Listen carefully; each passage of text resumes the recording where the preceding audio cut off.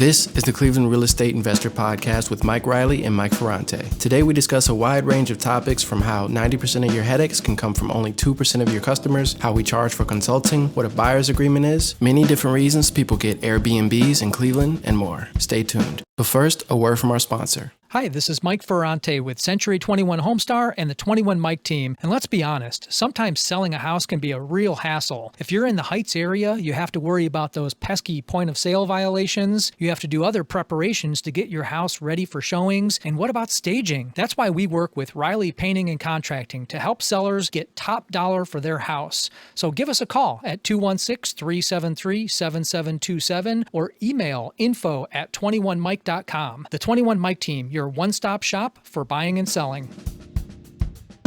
Good morning, everybody. It's Sunday morning here in sunny Cleveland, and I do mean sunny.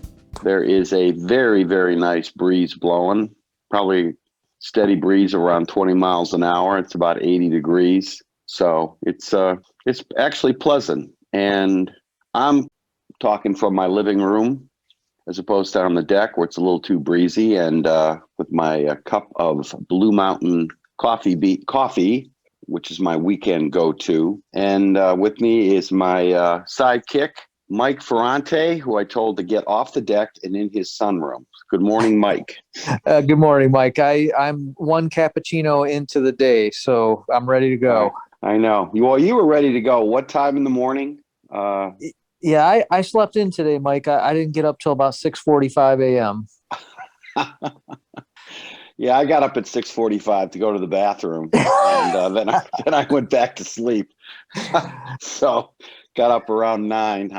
But I went to bed at midnight. So it's all the same. It is. I was my eyes were closed already for a couple hours by that time.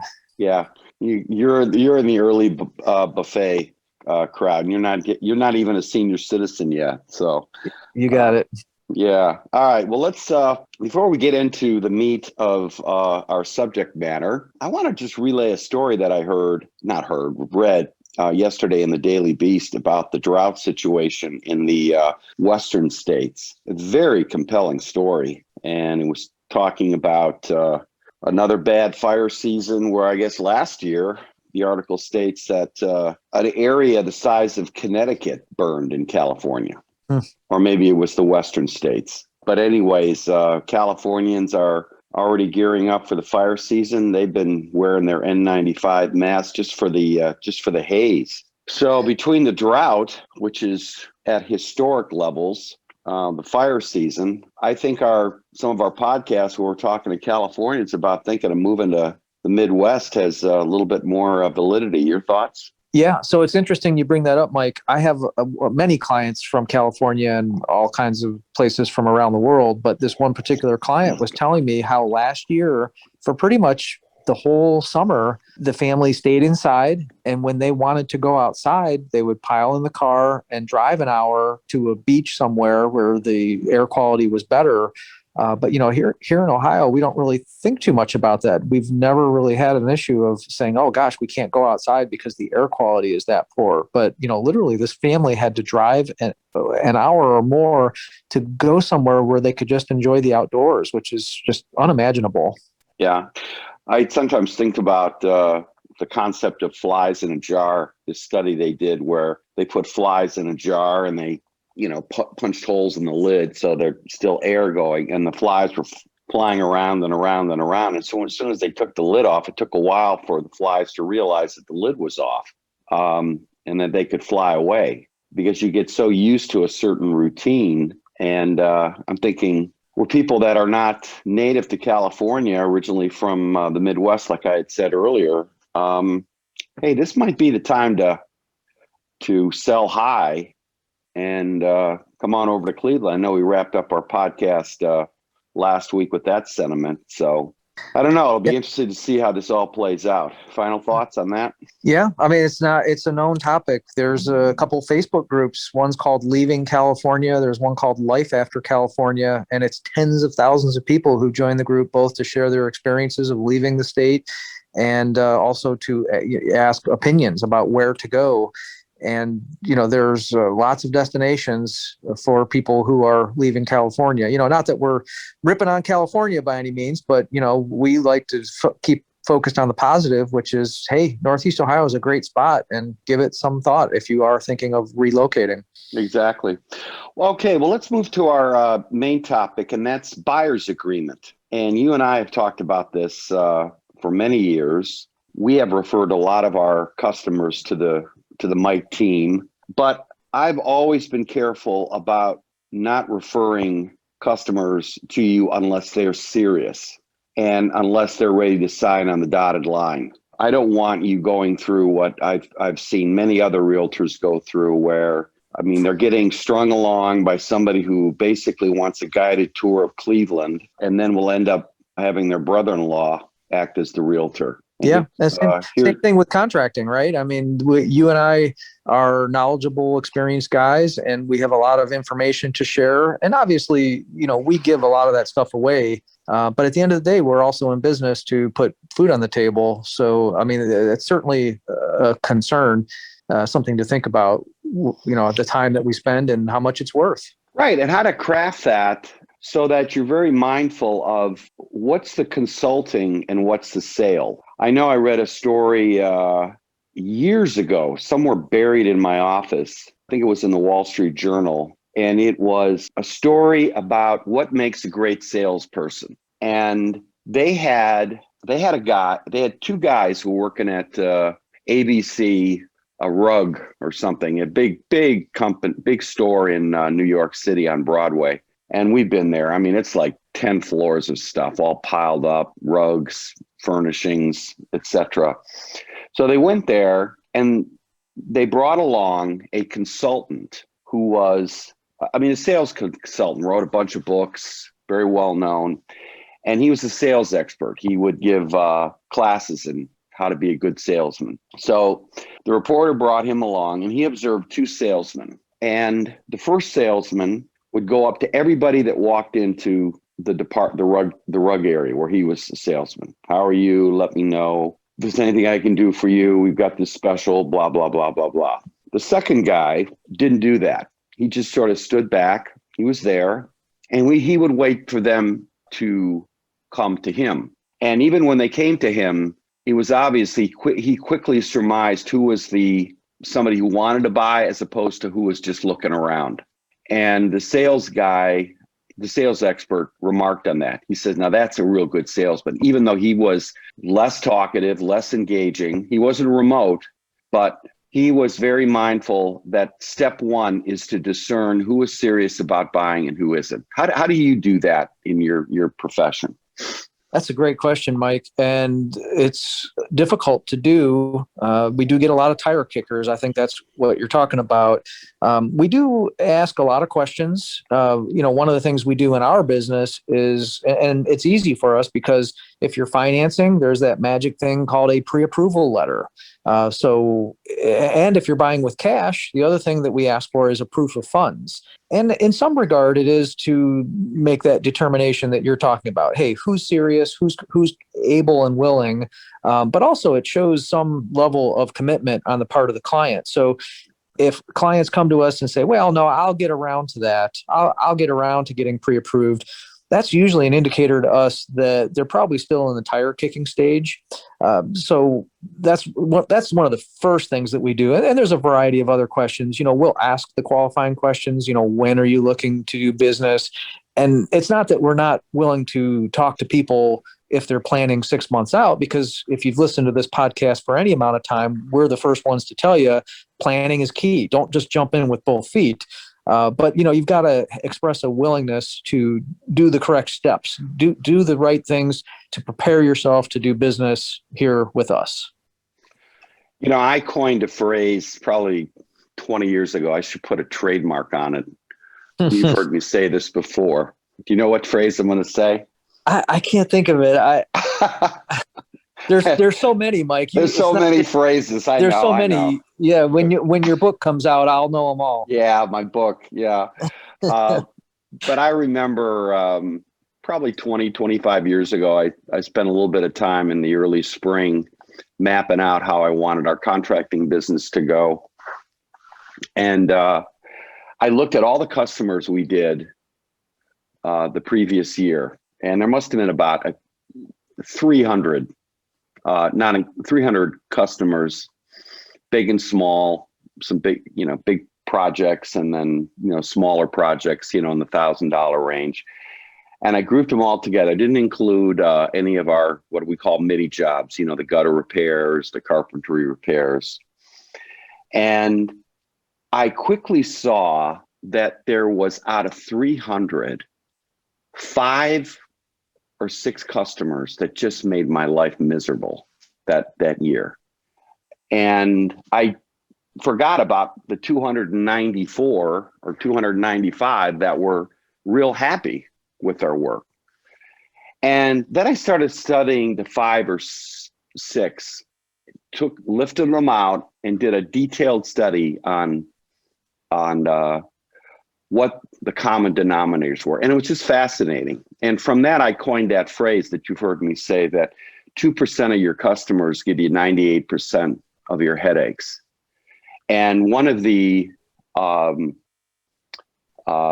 keys to being successful in any kind of business is to be able to discern when you're wasting your time. Sure. And with the pandemic, especially short-staffed, working remotely, you have to be able to sort through the calls coming in, the leads coming in, as to what's a time waster and what's a home run. And when you think about it, the signs are there. You just got to be able to accept the reality that you're going to have to say no. You're going to have to say, we're booked up 3 months. We can't get anybody out there. And usually it's somebody who's just calling around. The other filter that we've done is we get a lot of calls from people that say, well, I need to get an estimate for repairs because I'm selling my house and I need to document how much this is going to cost. Well, the last 5 years, we've actually charged for that estimate. And initially it was a shock to people that, we would charge $250 or $275 or maybe even $500 if it was a pretty detailed estimate. And I explained to the people, look, if we get the job back, if you hire us to do it, we'll refund the money. But right now, you're not asking for a free estimate. You're asking for documentation, paperwork. Yep. And it took a while for people to really understand that, but that's where we have developed our consulting arm in the last 5 years. And now it's morphing into the property realm, because people are calling us and they're saying, hey, I just bought this house. What do you think? Well, the meter's running, Buster. That's what I think initially. But, for some people, it's maybe it's a 10-minute call, and then I'll just tell them, hey, send me a bottle of nice red from California. That's been my new thing. And you know what? I've gotten some really nice people send me a bottle of cab from, Sonoma, drizzly.com. So that's initial consulting. So thank you, Marissa, if you're listening to this.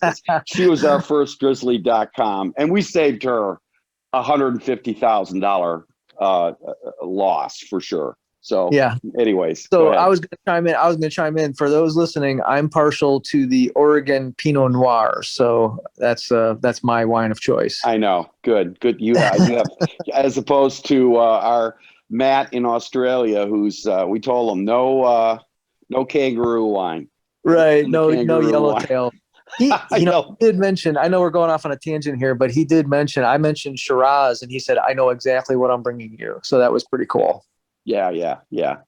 So anyways, but for you, I mean, you have, you have high morals, you have good ethics, you're a professional. Unlike Rudy Giuliani as a lawyer, you're a licensed realtor. So you can't necessarily charge for your time, but what you can do is have people sign a buyer's agreement. So you want to elaborate?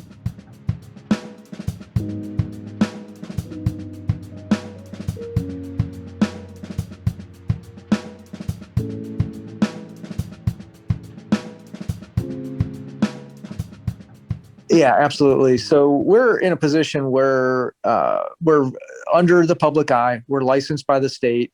There's a very strict code of ethics that we have to follow that comes from the National Association of Realtors. And there's a lot of realtors out there. So obviously there are some that do it really well and some that maybe don't do it as well. And Mike, I think I've told you this before, but in various surveys, pretty consistently, realtors score very low on a public opinion survey. So we are just above Really? attorney. Wow. Yeah. That's So amazing. so here are two professions that we score slightly above: attorneys and used car salespeople. And sorry, I don't mean to disparage those, but there's a whole slew of professions that score above us. And I think the public perception of realtors isn't all that great. And I serve on the board of directors for our board. I serve on the grievance committee, and I personally try to do my best to raise my fellow realtors to a higher standard. If everyone does a better job, obviously our field will be better perceived by the public. Now that's a different conversation than what you asked me about. You asked me about buyer's agreements. I think once we've had that initial consultation and we decide to work together, we use something called a buyer's agreement. That's basically a one-page promise that we're going to work together under certain terms and conditions. It's also to avoid those folks that you mentioned earlier who want a tour guide of the city, or want to be tire kickers and burn up a lot of time, but aren't really going to transact any business. We want to make sure there's some level of commitment on both sides, and it also outlines our minimum fees. So when we transact business, that's when we get paid. See, we're in a weird position of not getting paid until a transaction closes. And I don't know that the public understands that. They think, oh, well, you're out there working, your broker probably pays you some kind of salary, or you get an hourly rate or some kind of stipend. That's not the case with most companies. There's very few companies that have any kind of salary or anything involved. So we only get paid when a deal closes. So as you can imagine, that's where some of the ethics stuff comes into play. There's some clients, one of our new clients, Mike, actually, made that comment. He wasn't accusing or anything. He just said, look, I don't want you to just sell me a house because you're looking for your next paycheck. I want a partner in this. And that is the deal. That's what the agreement is all about. We're a partner here. We're going to look out for your best interest. But oh, by the way, when you do buy something, whether it's for sale by owner or something listed in the MLS, this is how much we get paid for our services. Right. I think my eyes have really been opened the last couple of years working with you. Prior to that, it was, selling a house post-crash you were a superhero if you could sell a house. So people looked at you with gratitude, right, getting them out of the ditch. But now that it became more of a seller's market, I can start to see why the realtor reputation went into the garbage can, because they just keep thinking you could have gotten me more money. I started, or anyone could do that. Yeah, or anyone could do that. I could just throw a sign in the yard and sell my house. But what's kind of different now, Mike, is buyers are looking at us with that same gratitude that sellers did 2008 to 2012. Right now, if you're trying to buy, it's tough. There are buyers who are submitting 4 or more offers and still not buying a house because they keep getting outbid. So it's equally challenging for buyers. And we have that same kind of gratitude coming from them now when we succeed in getting their offer accepted. Right. The ground is definitely shifting. And you kind of wonder how long until we get into some sort of equilibrium, because right now it's definitely a seller's market and sellers are getting a little greedy, and the market's telling them that you're getting a little too greedy here, Buster. You're not gonna get $1 million for a house that's only worth 200,000. So yeah, we saw a house right around the corner from me. In fact, Matt from Australia, again using our pseudonyms, he highlighted this house, $350,000. It's like a 6-bedroom, 4-bath, straddles the corner, but it's a dump inside. It needs everything. New kitchen, new bath. I'm not talking about update and paint. I'm talking about everything needs to be updated. Well, this guy is going to be in for a rude surprise because that thing's is not going to budget 350. It's probably realistically worth more 150, but we'll see. And if he gets 350, this is one crazy market, but I doubt that's going to happen. So being able to talk to your buyers, your sellers, and say, hey, get real here. What do you do?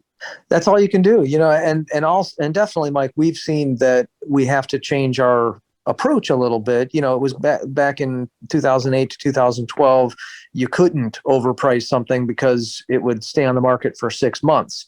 Here, we can be a little bit more aggressive. If we think something might be worth 200 and someone says, hey, I want to try 220 for a little while, we're not saying no, because you never know in this market. It seems like prices are rising almost daily, but you're right. There is a limit. We've seen that there's a limit to what people will pay, and buyers are becoming more and more educated. They are out there digging through, sifting for that nugget of gold, trying to find that house that they're going to buy.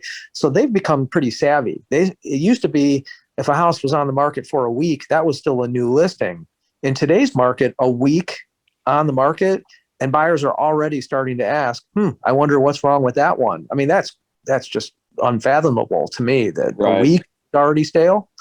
Right. Yeah. Well, we have so we've sort of formalized with a number of our clients, if they want to use you, that there's got to be a buyer's agreement set up and a little bit of protocols to follow. You don't want to be getting text messages, emails like every day. What about this house? What about this house? You have a life. You have other clients you've got to take care of. So there's got to be some rules of the road here. Like, okay, we'll have our talk at this time, maybe twice a week if somebody's, real urgent. Yeah. And that's what we're doing now. From our end, from Reilly Properties end, we're going into our second round of selling our investment deals. And the first round was pretty interesting. We had that our Grayton house sold to our California lady who we steered her away from Neela View. And that was a story earlier in a podcast. But having a renter in place, a 5-star renter in place, a house that we've managed, that we will continue to manage. We know how the furnace is. We know the roof. We know if there's any leaks in the basement. We have a projected capital spending over the next 5 years that we can anticipate. So our buyers going in knowing they're going to be buying a house for this amount of money. We expect the neighborhood is going to be improving slowly over the next 5 years. It's not going to be demolished like parts of East Cleveland. And that first round went really well. What was your takeaway from that? Well, I think that investors are craving guidance, and I think that's what you've given them is the guidance. At least the smart ones. I think there's a lot, like we've talked about. Not saying that these people are stupid, but they jump in thinking, how can I go wrong? And just listen to past podcasts to hear how you can go wrong if you jump in with both feet without knowing where you're jumping. But I think it's that whole package, that having the like you said, knowing what the future expenses are. That's not something you necessarily get from a general home inspector. They'll tell you, hey, the furnace is 15 years old, but you and I both know a furnace that has been well cared for might last 25 or 30 years. But if you look at it, you're going to say, well, gosh, this furnace is dirty, it's filthy, it hasn't been maintained. This thing might be on its last legs. That's the kind of insight and guidance that you get from someone like your guys who've been, your guys have been with you forever. I feel so confident when they look at something and tell me, Mike, this is what's up with this roof or this furnace or this boiler. That's the kind of guidance you get that you just don't get from your average property manager or home inspector.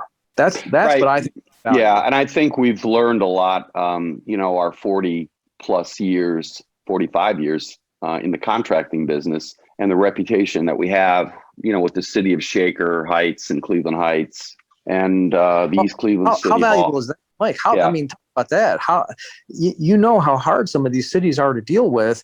And when, a guy in a rusty pickup truck is trying to get violations cured compared to how you get violations cured, I mean, I think that's worth talking about for a second. Yeah, right. Exactly. And, like take, for example, Dave or Brooke or Bob or Eric. I mean, they've worked with these inspectors at the city. They know the housing department people because we've done contracting projects. We bought houses. They've seen how in the last 10, 15 years, they've seen us buy houses in foreclosures that were in bad shape and turn it around to be one of the nicest houses on the street. And so they've seen us actively improve a neighborhood as opposed to somebody who just comes, some slumlord who comes in and just buys a house and throws in some, crappy tenants. I'm not trying to give myself a pat on the back, but that's been the reality. And we've used our contracting experiences, our stories, the 2% club, the this, the that.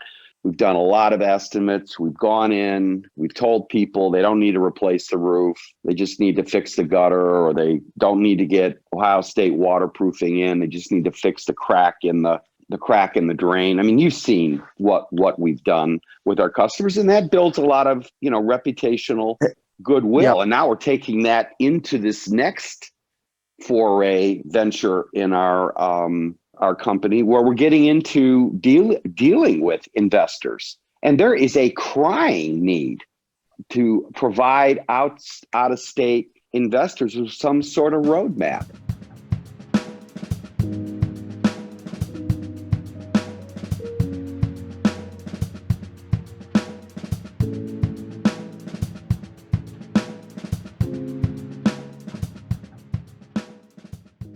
Perspective. You just got a book about running an Airbnb. Yay. And your motor is revving. Soon, you're off to Bed Bath & Beyond to buy scented candles and fancy soaps. Okay, stop.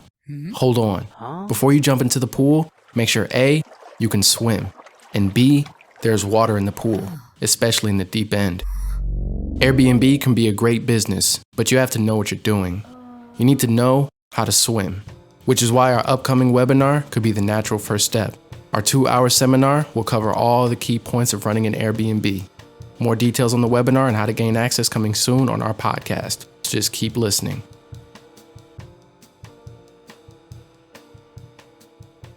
How do you charge for that? How do you make it work? How do you set up a marketplace so that, these people who are buying from you are in a way kind of like your contracting customers?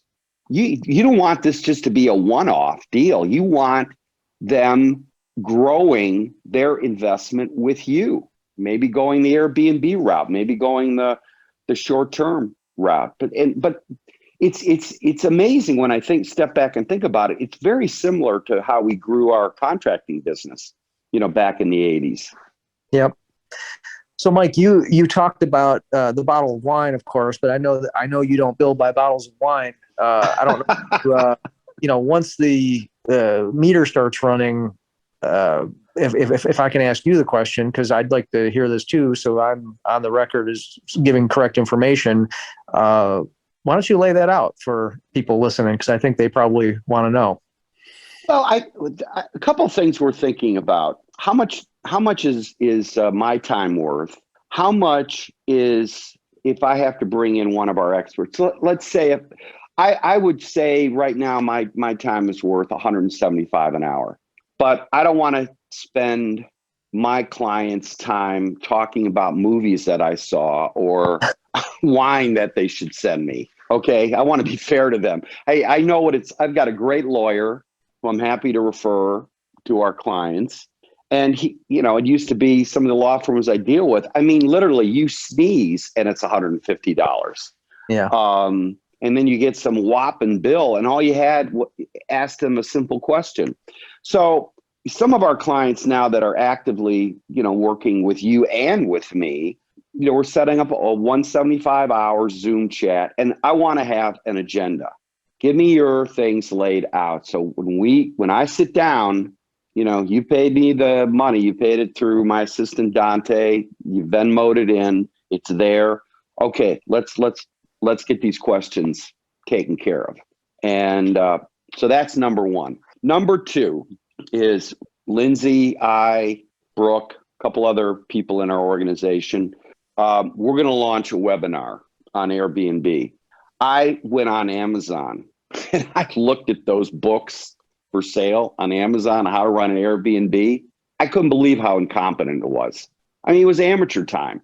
And the kind of guidance that Airbnb is giving to hosts or / investors, but if you want to host an Airbnb, I think is heavily slanted to the consumer, not to the host. And Airbnb has been a great company to work with. Don't get me wrong. I'm not trashing them, but they're going to give you guidance on how much to charge.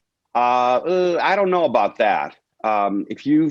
I don't think people really understand the mechanisms behind running an Airbnb to make it profitable. It's one thing to run an Airbnb when it's your little kind of hobby, like Etsy or something. It's another thing with how much do you decorate? How much do you put in on curtains? Because trust me, for most of the Airbnb people, they don't care about that. They want something clean. That they don't want bed bugs. They want nice clean kitchen. They want it to look nice, the furnishings, but all this other stuff, scented candles, stuff like that. I'm sorry, our clientele really could care less about that.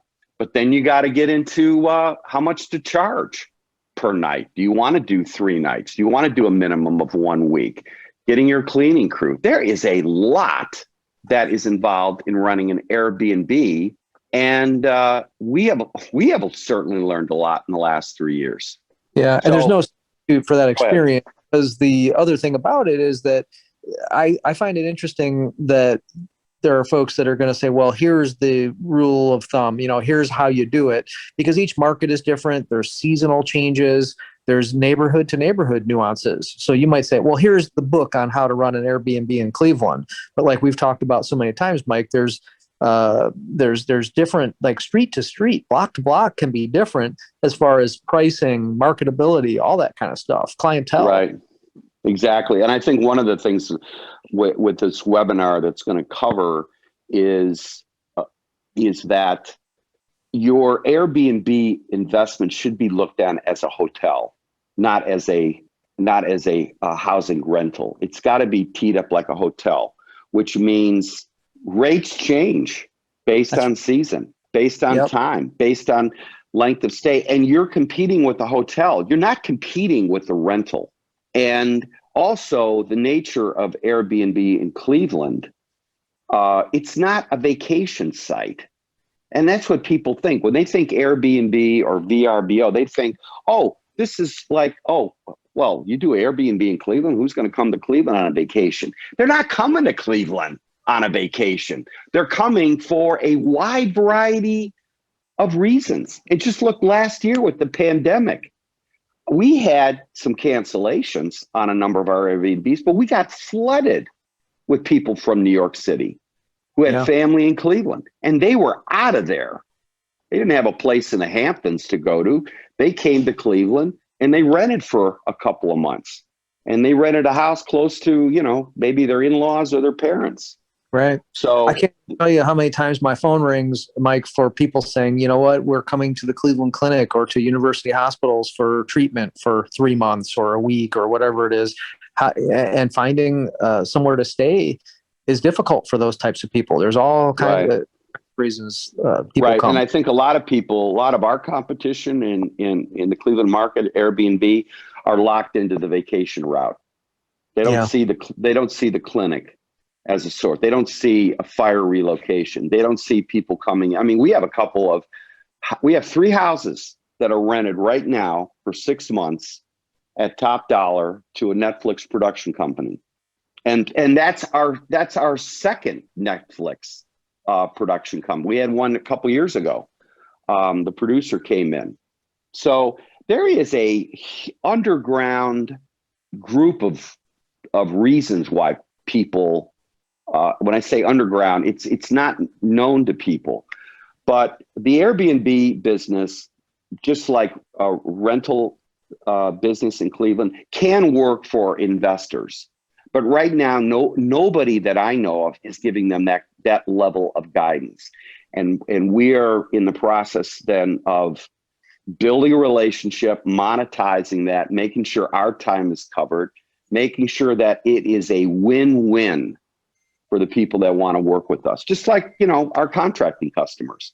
And you know what? You're not going to please everybody.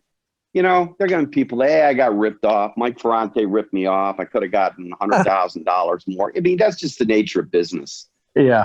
That's what I tell Lindsay, my daughter, when she just would start getting buffeted by, some idiot complaining to her about, what some of the complaints we feel that, I've had to tell the guy, hey, get lost, will you? Come on. That's not reasonable. And most of the time people are going to complain. Most of the time the complaints are legitimate. Hey, this happened or the disposal doesn't work. But some of this stuff is just, out of left field. So anyways, don't get me started, Mike. No, I mean, I think listeners understand what you're saying. When you do as much business as we do, you can never please 100% of the people 100% of the time. But, obviously we have been in business a long time and we understand how to serve our customers the right way. And we're not afraid to tell people, look, this is what you should do. And frankly, our best customers, Mike, are the ones who follow our advice. It's pretty rare. I can't think of the last example where we didn't know something and we guided someone down the wrong path. We know what we're doing, and we're here offering this. Some of the advice is free. That you could listen to this podcast over and over again, and you could pick up gold nuggets out of each and every one of these. But when you work with us as a client, there is some real value that you're going to get in the guidance and the knowledge and the experience that we have. And I think that was the message you were trying to convey today, right? Yeah. Yeah. And I've told all three of my kids who work in the business, told them a long time ago, here's another great Mike Reilly saying, don't take advice from anybody older than you are, unless they're going to tell you how they screwed up. Okay. So you know what? I think, I would say you and I, one of the mistakes we made maybe a year ago, I'm thinking of Brooks House on Kingston, where we didn't really understand that it was really turning into a seller's market. Yeah. We were still 5 years behind. That's right. You were coming, to Brooks saying, well, the buyer, they're making a reasonable request. They want X, Y, Z done. They want this gutter, straightened out a little bit more. And Brooks like, well, okay, we got Leon over, we got Dave over, to fix X, Y, and Z. Well, now, we had our Rumson sale that came back with the same list 6 months ago. And my answer was, no, we're not doing that. This is the price. And their response was, okay. Yeah. Yeah.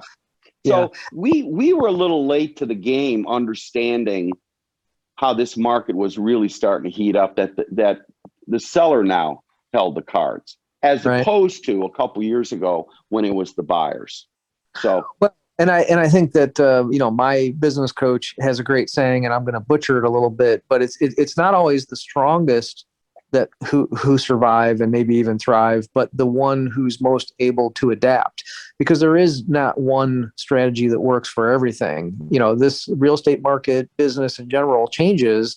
And that's the key, is reading the tea leaves, learning from the mistakes, and then adapting the strategy to work in what is coming next. So I think that's the moral of the story. Right. And I think the pandemic has really shaken the tree. Because you have to adapt. We're doing so much more remotely. Our top controller, Beth, she used to have a 1 hour commute each way. And now she doesn't have to do that anymore. And I don't need her in. And we're setting up that office in Pakistan. We're ramping that up to do, all our invoicing, and stuff like that. And, Doug Katz, anybody coming into Cleveland, check out his restaurants. He switched over to ghost kitchens and started reinventing, what the kitchen, what the restaurant business looks like. And, adapt or die. One of the things that I'll end on this note on one of my little tangents, but sometimes when I hear about people say, "Well, the good old days," well, we didn't have this, we didn't have cell phones. Give me a break, really. One thing that's constant in life is change. Things are always changing, and you want to make sure that we've got to make sure that when we are working with a client, that they know that we are always sniffing around looking for, is this getting too overheated? Is this the time to sell? Is this the time to invest? Because it is changing weekly, monthly, in our economy. So. Yeah, I don't want to get you going down another rabbit hole, but I know one of your favorite pet peeves is, well, we've always done it this way. And of course, that doesn't apply here in our group. We're always looking for the new, better way to do things. So, yeah, exactly. Well, one of the things, and final note, then we're definitely going to end this, is, one of the things we were talking about with our Airbnb. I'll give people a little, Mrs. Fields cookie taste test here. Is one of the things we're working on is developing an app, internal app, some sort of algorithm like airlines use, because we have some of our Airbnbs in a geographic area, and we know what our competition is charging, and we know when the seasonal thing is. But some of what Airbnb provides hosts in terms of how much you should, charge is really a joke.